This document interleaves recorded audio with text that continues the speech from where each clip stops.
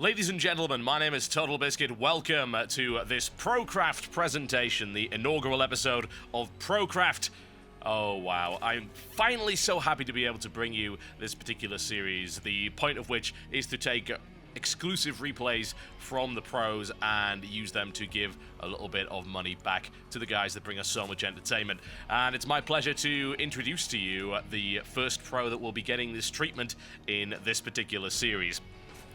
Unless you read Korean, the chances are you don't really know who this guy is yet, but I will give you a clue. If you look down to the bottom of the screen, you'll see what team he is from. That should narrow things down a little bit.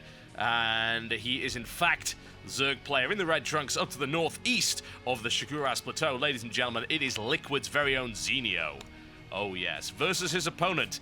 Now, this is where the problems start to arise, because I can't read Korean, and the Team Liquid guys apparently don't know who this guy is either, but I ran this through a translator, and I have a feeling that the translator might have been incorrect. It was a website that supposedly could do translation between Korean and English, and according to that, that name up there means My Little Chinese Taipei. I'm fairly sure that's not his name, but we're going to call him Taipei, I think, for the time being, because we don't know who he really is. He's some kind of mystery player. Now, this replay is a ladder replay from Liquid Zenio, and this is, of course, exclusive. For the next couple of weeks, we're going to be showing you exclusive replays from all of the Team Liquid pros, and then we're going to be opening up Procraft to everybody. Now, we don't really need to talk too much at the start of this game because it's fairly obvious what's going on right here. You got the spawning pool on 14 supply, nothing unusual about that, and it's going to be a Forge Fast Expand from Taipei here, who, let's be honest, is taking advantage of the way that this map is set up. Forge Fast Expand on Shikuras Plateau is ridiculously common, and the reason for that is just how easy it is to actually hold and wall off this ramp right here. Alright.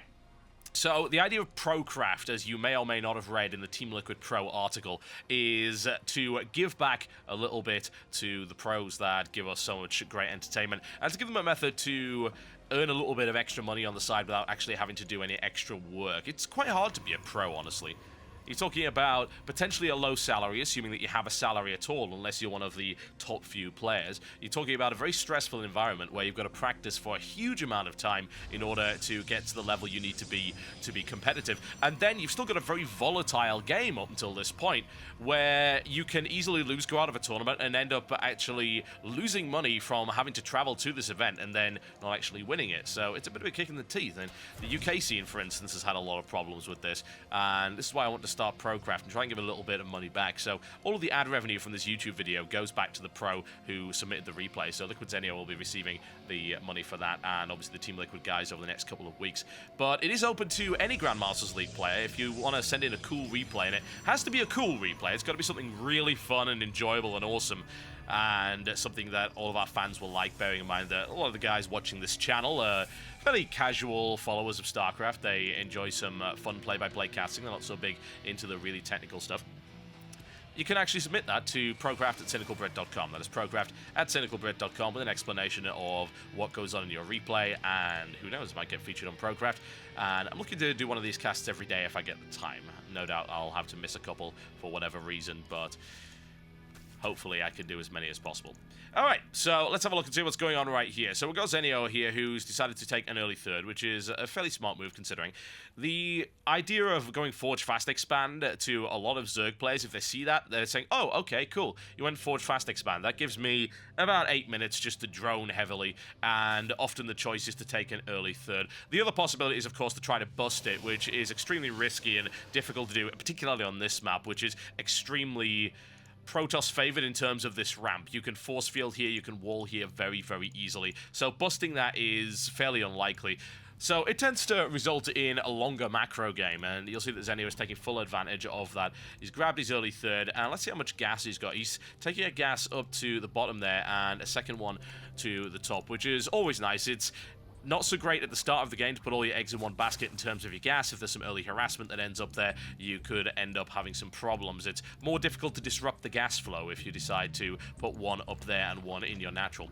Evolution Chamber coming down at around the appropriate time. Got to watch out for airplay, of course, on this map, as well as Dart Templar. Roach Worm coming up as well, which is interesting. Looking to try and defend any kind of aggression that will come out around this time. You'll notice that there are more gateways coming up right here for Type A. I don't even know what his real name is. I hope that that's not offensive to him in some respect. I'm sure it's not. But yeah, we see 5 gateways in total coming up right here for Type A. And there is the Cybernetics Core finished now on the research for the Warp Gate. So we might see a little bit of pressure poking out here on 2 bases. It seems fairly likely. We'll see that he hasn't spent all of his chrono boost. He's got quite a bit left. He's even got 1 to the bottom here, so he could start chrono boosting those gateways. Interestingly, he hasn't decided to chrono... There we go. They changed that one through to a warp gate.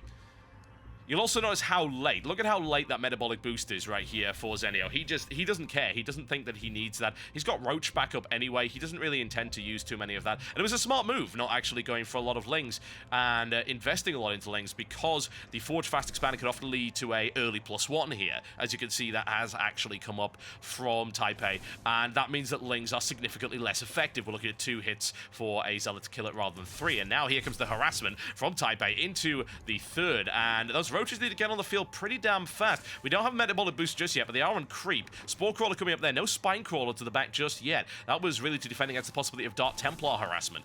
And the question is, can these couple of Roaches hold on here? Got him moving back with these 5 Zealots, just trying to keep out of the way for the time being. In the meantime, Zenio taking map control in the center, and Blink on the way up for Type A here as well. Should be enough Roaches coming out to easily clean up these Zealots, and that could be quite a costly mistake here for Type A, who is sacrificing 5 Zealots for really no actual gain. He confirms that the 3rd is there, but he would have known about that anyway. That was an easy guess, and you can see that they're just going to try blitz their way out and try and escape, which they may be able to do, but look at that. Zenio's actually already there. He doesn't want them getting away at all. He's got 3 Roaches ready as a welcoming committee. Ow, and he fails to grab that one. Will he be able to chase it down? Does he have Roach speed, in fact? No, he does not, because he doesn't have the lair tech at all. The question is, will he be able to actually kill all of these Zealots? He picks off another there. Maybe one last shot will happen, but he's through the brush, and it looks like those 2 Zealots will be able to get away, but still not exactly a great result here for Type A. Initial, well, there comes the surround. Nicely done there by Zenio. Catches them, and all 5 Zealots down for pretty much no gain whatsoever, and that's a bit of a problem, certainly. That's not a good start here for Type A whatsoever, and Dark Templar Shrine coming down for him as well. An interesting decision, honestly. Allow him to do a little bit of harassment. Admittedly, Zenio is prepared for that. He's got a Spore Crawler up at all of his bases. Bear in mind, you can still drop, for instance, and pick off Queens, pick off buildings over to the side, things like that, force an Overseer, and grabbing that Shrine isn't a terrible idea either, because it does allow a transition through to Zealot Archon later on, which is not a bad idea at all. He's already got the Protoss Ground Weapon level 2 almost complete. Hasn't started working on Zealot Charge or anything just yet, but if he does decide to do that, then there's an option for him. Burrow coming up for Zenio. I'm always a big fan of the Burrow research. That's a fantastic upgrade. Gives you the ability, of course, to micro really well with a lot of Roaches, as well as hide units that would otherwise be easily harassed, forcing observers, and of course scans from Terran players. Bit of a pain, of course, for the Protoss to detect that. And here we go. Very aggressive blink right there by Type A. Wants to go in. He takes out 3. Looking for a 4th. Will he be able to do that? But we're looking now for the Great Zergling Surround. Will he be able to get it? Oh, huge force fields. Very nicely played there by Type A, and is able to drive those away, taking a bare minimum losses. Looking to now place a very, very aggressive pylon here. Now, does he have an observer out? He actually does not have an observer. He didn't build the Robo, so he doesn't really have a way of getting up there easily. But if he's able to get a Blink Stalker up, he'll be able to then warp in a significant number of Dark Templar into the 3rd base, which could be extremely unfortunate right there for Zenio. Zenio's going to have to get very, very defensive now, punching out as many Zerglings and Roaches as he possibly can. 63 Lings on the field, 24 more coming up right here. And that's a smart move, considering that's actually a very heavy Stalker composition. I would have expected to see more Zealots here, but he was expecting a lot of Roaches, and that's actually not what's going to be happening right now. We've got Type A just slammed into a corner. Very good Blink Stalker micromanagement here. The surround comes in, with the Lings coming in from the back. Force field placement to deny most of those, but they can actually find their way in. He doesn't want to fight there just yet. He's going to wait very patiently. Not much damage has been done yet by Type A's force, and more reinforcements are streaming in right here for Zenio. Nothing really coming in for Type A, who is sitting on actually 2 Dark Templar right now. And the question is, what exactly is he planning on doing with them? We can see that they are both attacking this hatchery. Now, the Spore Crawler was taken out. There is actually no detection here. That hatchery is going to go down right about now. Nicely done there by Type A. And that was a good little bit of harassment. Just using this as a cover, forcing another Overseer Overseer to come in. He actually built 2 Overseers, if I recall correctly. Yes, he did. So those Dark Templar did prove to be rather useful. Another engagement coming in. Hydralisk's now on the field right here for Zenio. And would love to get us around if he can with those Lings. And it should be easy enough right there on this creep. But still, so many force fields going down right now. And here they come. He looks to try and get it. Will he be able to get that surround in there? He even brings the drones off just to try and crush him. Does he have the forces for this, however? It looks like he will. He's able to crush through that nicely. And Taipei is surrounded and destroyed there by Zenio. Some economic damage was certainly done by Taipei, but this is going to be easily rebuilt right here by Zenio, and we've got a 4th base coming down for him as well. Macro Hatch was, of course, already out, and a few Stalkers are able to escape. And have a look at units lost, and more importantly, resources lost. It's extremely equal right now, but what I would say is a lot more gas has been thrown away here by Taipei, and that's a bit of a kick in the teeth, considering he's only been on 2 bases. He's now having to break his way through his own wall off. Very unfortunate, but, of course, it has to happen. A lot of Chrono Boost available right here for Taipei if he wants to get aggressive, but he's not decided to do that just yet. He's going to transition right now into Colossus, which is a smart move considering the composition of his opponent's force, which is currently mostly Roach Hydralisk with a few Lings in play. Lings are effectively nullified by the Colossus. They die so incredibly fast, but this should be a good composition. However, he doesn't want to stop just yet. Wants to continue to get aggressive. He's got a single Dark Templar in there. He's going to try and secure a 3rd, but Zenio now moving out as rapidly as he can to try and crush that. Where's that Overseer? It's right over there. It's got Ventral Sacs as well, so that's going to move incredibly fast. And I think Zenio knows, actually. He is well aware. You can see the blur for that Dark Templar right there. He doesn't want to have that get anywhere nearby, but here we go. An engagement here onto the 3rd, which should be extremely damaging.